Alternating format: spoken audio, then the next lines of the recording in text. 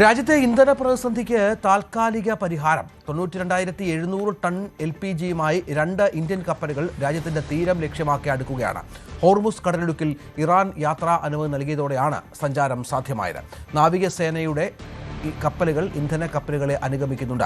രാജ്യത്ത് ഇന്ധന പ്രതിസന്ധി നിലനിൽക്കുന്നില്ലെന്ന് കേന്ദ്രം വ്യക്തമാക്കി. അതേസമയം ഇറാൻ പരമോന്നത നേതാവ് മുജ്തബ ഖമേനിയെക്കുറിച്ച് വിവരം നൽകുന്നവർക്ക് 93 കോടി രൂപ അമേരിക്ക പാരിതോഷികം പ്രഖ്യാപിച്ചു. ഇറാന്റെ സാമ്പത്തിക നട്ടെല്ലായ ഖാർഗ് ദ്വീപ് അമേരിക്കൻ സേന ആക്രമിച്ചു. കനത്ത തിരിച്ചടി ഉണ്ടാകുമെന്ന് ഇറാൻ മുന്നറിയിപ്പ് നൽകി.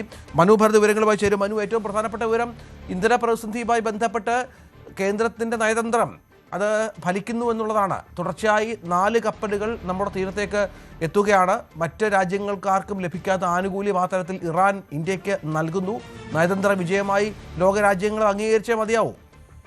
രഞ്ജിത്ത്, ഇത് തീർച്ചയായും ഇന്ധന പ്രതിസന്ധി നേരിടുന്ന ഇന്ത്യയെ സംബന്ധിച്ചിടത്തോളം ഇത് വലിയൊരു നേട്ടമാണ്. LPG പ്രതിസന്ധി നേരിടുന്ന ഒരു രാജ്യമെന്ന നിലയിലൊക്കെ നമുക്കിതൊരു വലിയ നേട്ടമാണ്. കാരണം ഇത്തരം നിർണായകമായൊരു ഘട്ടത്തിലാണ് 2 കപ്പലുകൾ 92,700 ടൺ LPGയുമായാണ് ഇവർ ഈ 2 കപ്പലുകൾ ഹോർമുസ് കടലിടുക്ക് താണ്ടി മുന്നോട്ട് വന്നിരിക്കുന്നത്. നാവികസേന അനുഗമിക്കുന്നു. ഏതെങ്കിലും തരത്തിലുള്ള ആക്രമണം ഉണ്ടായാൽ അത് പ്രതിരോധിക്കാനുള്ള സംവിധാനങ്ങൾ തയ്യാറായിരിക്കുന്നു. ഇപ്പോൾ ആ തന്ത്രപ്രധാനമായ സ്ഥലം പിന്നിട്ട്, ഹോർമുസ് കടലിടുക്ക് പിന്നിട്ട്, പ്രശ്നബാധിത മേഖല പിന്നിട്ട് ഇപ്പോൾ അത് 2 കപ്പലുകളും മുന്നോട്ട് നീങ്ങുന്നു. ഒന്ന് നമ്മുടെ ശിവലിംഗ് എന്ന പേരിലുള്ള ഒരു കപ്പലാണ്, മറ്റൊന്ന് നന്ദാദേവി. ഈ 2 കപ്പലുകളാണ് ഇപ്പോൾ മുന്നോട്ട് നീങ്ങിക്കൊണ്ടിരിക്കുന്നത്. 16-17 തീയതിയോടുകൂടി ഈ 2 കപ്പലുകൾക്കും ഇന്ത്യൻ തീരത്ത് എത്തിച്ചേരാൻ കഴിയും.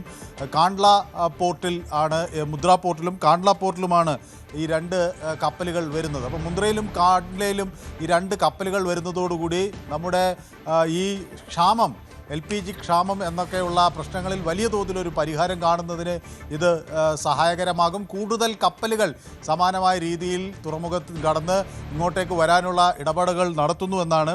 24 കപ്പലുകൾ അവിടെ കുടുങ്ങിക്കിടക്കുമ്പോഴാണ് ഇന്ത്യയുടെ കപ്പലുകൾ അവിടെ നിന്ന് വളരെ വേഗം ഇപ്പോൾ നമ്മുടെ തുറമുഖം ലക്ഷ്യമാക്കി വരുന്നത് എന്നതും വളരെ വളരെ സുപ്രധാനമായ ഒരു കാര്യമാണ്. ആ നിലയ്ക്ക് രഞ്ജിത്ത് സൂചിപ്പിച്ചതുപോലെ വലിയൊരു നയതന്ത്ര വിജയം രാജ്യത്തിന് നേടാൻ കഴിഞ്ഞിരിക്കുന്നു. ഇന്ത്യയുടെ വാക്കുകൾക്ക് അന്താരാഷ്ട്ര തലത്തിൽ ഒരു വിലയുണ്ട് എന്ന് വീണ്ടും ഉറപ്പിക്കാനായി നമുക്ക് കഴിഞ്ഞിരിക്കുന്നു.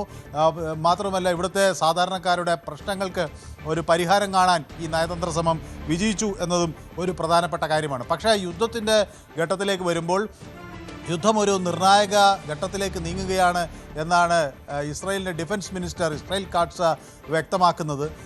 ഏത് നിമിഷവും ഇനി ഇറാൻ കീഴടങ്ങും എന്നൊക്കെ അമേരിക്കയും പറയുന്നുണ്ട്. പക്ഷേ അവിടെ ഒരു ആഭ്യന്തര കലാപം ഉണ്ടാകണം എന്നാണ് അമേരിക്ക പ്രധാനമായും ആഗ്രഹിക്കുന്നത്. അതിനുവേണ്ടിയുള്ള ശ്രമങ്ങൾ, ആഹ്വാനങ്ങൾ നിരന്തരം ട്രംപ് നടത്തുന്നു. ഇന്നും ട്രംപ് സമാനമായ രീതിയിൽ അമേരിക്കയുടെ ഒരു താല്പര്യമെന്ന നിലയിൽ ഇറാനിലെ സാധാരണക്കാരായ ആളുകൾ ജനാധിപത്യം പുനഃസ്ഥാപിക്കുന്നതിന് അവിടെ ഒരു അട്ടിമറിക്ക് തയ്യാറാകണം എന്ന് വ്യക്തമാക്കുന്നു. അതേസമയം US-ൻ്റെ വാർ മിനിസ്റ്റർ അല്ലെങ്കിൽ നമ്മുടെ ഡിഫൻസ് സെക്രട്ടറി പീറ്റ് ഹെക്സെത്ത് ഒരു കാര്യം വ്യക്തമാക്കുന്നത്, ഈ മുജ്തബ ഖമേനി ഒരു പരമോന്നത നേതാവല്ല. അദ്ദേഹം അത്രയൊന്നും പരമോന്നതനല്ലാത്ത ഒരു നേതാവ് ഇപ്പോൾ പരിക്കേറ്റിരിക്കുകയാണ് എന്ന തരത്തിലുള്ള പരിഹാസ വാക്കുകൾ വരികയും ചെയ്യുന്നു. അപ്പോൾ US department of state $10 million ഈ ഖമേനിയെക്കുറിച്ച് വിവരങ്ങൾ നൽകുന്നവർക്ക് നൽകിയിട്ടുള്ളത്. ഒപ്പം തന്നെ ഈ ഖാർഗ് ഐലൻഡിലെ ഈ എണ്ണ ഉൽപ്പാദന കേന്ദ്രങ്ങൾക്ക് നേരെ ആക്രമണം നടക്കുന്നു. കൂടുതൽ ആക്രമണങ്ങൾ ഉണ്ടാകും എന്ന സൂചന അവിടെ നിന്ന് നൽകുന്നു. 2200ഓളം മെറൈനുകളെ അമേരിക്ക സൈനികരെ അങ്ങോട്ടേക്ക് ഡിപ്ലോയ് ചെയ്യുന്നു. ഇറാനിലേക്ക് അവരെ 2200ഓളം പേർ നീങ്ങുന്നുവെന്ന് മനസ്സിലാക്കുമ്പോൾ അത് കരയുദ്ധത്തിലേക്ക് കാര്യങ്ങൾ നീങ്ങുമോ എന്ന ആശങ്ക വരികയാണ്. അതേസമയം ഈ കാഷ്വാലിറ്റി എന്ന് പറയുന്നത് ഇപ്പോൾ ഇറാനിൽ നിന്ന് നമുക്ക് ലഭിക്കുന്ന ഏറ്റവും ഒടുവിലത്തെ ഔദ്യോഗിക കണക്കനുസരിച്ച് 1444 പേരാണ് അവിടെ മരിച്ചിട്ടുള്ളത്. ഇതുകൂടാതെ ലെബനനിൽ 687 ആളുകളും ഈ ആക്രമണത്തിൽ കൊല്ലപ്പെട്ടിരിക്കുന്നുവെന്ന വിവരങ്ങൾ ഏറ്റവും ഒടുവിലായി പുറത്തു വരുന്നു. പക്ഷേ ഇറാൻ ശക്തമായി തിരിച്ചടിക്കുന്നതിൻ്റെ വിവരങ്ങളും വരുന്നുണ്ട്.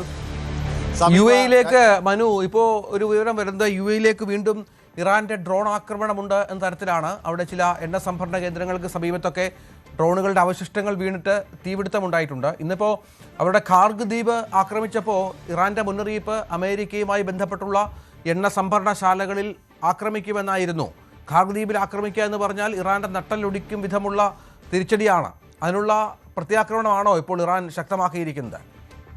സ്വാഭാവികമായും ഇറാൻ ഇത് ശക്തമായി പ്രത്യാക്രമണം നടത്തും എന്ന കാര്യത്തിൽ സംശയമില്ല. അമേരിക്കൻ പ്രസിഡന്റ് ഇപ്പോൾ ഏറ്റവും ഒടുവിൽ പറയുന്ന കാർഗ് ഐലൻഡിലെ ഓയിൽ കേന്ദ്രങ്ങൾ ആക്രമിക്കുമെന്ന് പറയുന്നു. തെഹ്റാനിലെ സെൻട്രൽ തെഹ്റാനിൽ അവിടെ വലിയ സ്ഫോടനം നടന്നതിൻ്റെ വിവരങ്ങൾ പുറത്തു വരുന്നു. ഇറാൻ റിറ്റാലിയേഷൻ എന്ന തരത്തിൽ റെസിപ്രോക്കൽ ഡ്രോൺസ് എന്ന തരത്തിൽ ഈ പ്രത്യാക്രമണത്തിന് വേണ്ടി ഉപയോഗിക്കുന്ന ഡ്രോണുകളുടെ മിസൈൽ ആക്രമണം നടക്കുന്നു.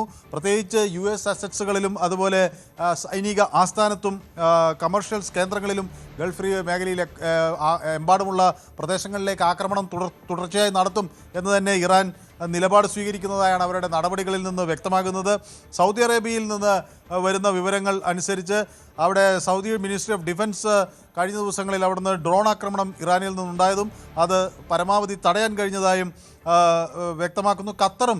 ഖത്തറും സമാനമായ രീതിയിൽ അവരുടെ ആംഡ് ഫോഴ്സസിന് ഇത്തരം ഡ്രോൺ ആക്രമണങ്ങളെ പ്രതിരോധിക്കാൻ കഴിഞ്ഞു എന്ന് പറയുന്നു. ബഹ്റൈനിലും അവിടെ സൈറനുകൾ മുഴങ്ങുന്നതിൻ്റെ ശബ്ദമൊക്കെ കേട്ടതായി അവിടുന്ന് പൗരന്മാർ പറയുന്നു. അപ്പോൾ സ്വാഭാവികമായും ഈ ബഹ്റൈൻ ഇറാൻ ആക്രമിക്കുന്നു. ഒമാനിലെ ഇതുപോലെ US കേന്ദ്രങ്ങളാണ് പ്രധാനമായും ആക്രമിക്കുന്നത്. അവിടെയും 2 പേർ കൊല്ലപ്പെടുന്ന രീതിയിൽ ഒമാനിൽ ആക്രമണം നടത്തിയതായി ഉള്ള വിവരങ്ങൾ വരുന്നു. അതോടൊപ്പം തന്നെ ഈ സുൽത്താൻ ഹാത്തിം ബിൻ താരിഖും അതുപോലെ ഖത്തർ അമീർ ഷെയ്ഖ് തമീം ബിൻ അഹമ്മദ് അൽ താനിയും ഒക്കെ കൂടി പരസ്പര ചർച്ചകൾ നടത്തുന്നു പ്രശ്നപരിഹാരത്തിനായി.